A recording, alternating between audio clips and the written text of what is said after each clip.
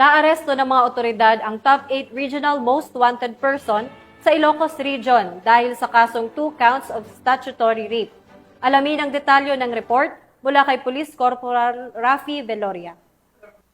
Ang isang lalaki na may kasong 2 counts of statutory rape sa isinagawang joint operation ng Rosales Police Station, PIDMU ng Pangasinan Police Provincial Office at PIT ng Pangasinan Regional Intelligence Unit 1. Dakong alas 4:25 ng hapon noong ika-11 ng Agosto taong kasalukuyan, isinagawa ang operasyon sa Barangay Carmay East, Rosales, Pangasinan sa pangunguna ng Rosales Police Station.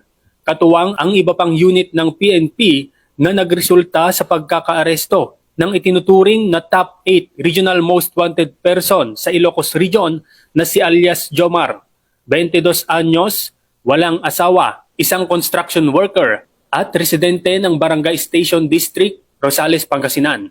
Ang nasabing individual ay inaresto sa bisa ng warrant of arrest na nilagdaan ni Honorable Roselyn C. Andrada Borja, Presiding Judge, Regional Trial Court, Branch 53, Rosales, Pangasinan, kaugnay sa kasong 2 counts of statutory rape na walang kaukulang piyansa.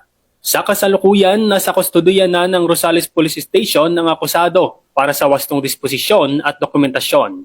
Ang tagumpay na ito ay bunga ng determinasyon ng ating mga kapulisan upang masiguro ang isang lipunang ligtas, mapayapa at may hustisya para sa lahat.